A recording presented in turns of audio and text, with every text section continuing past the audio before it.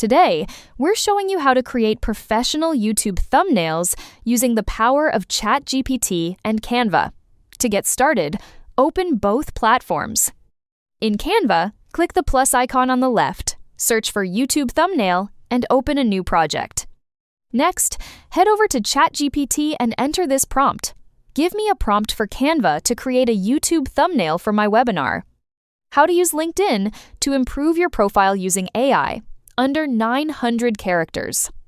Copy the response and paste it into the text-to-image box inside Canva, then hit Generate. Once your thumbnail is ready, rename the file, click Share, and download it as a PNG for the best quality. Finally, go to your YouTube dashboard, click the Details icon, and simply drag your new thumbnail into the section. Hit Save, and you're all set. Your video is now ready to stand out with its brand new AI-powered look.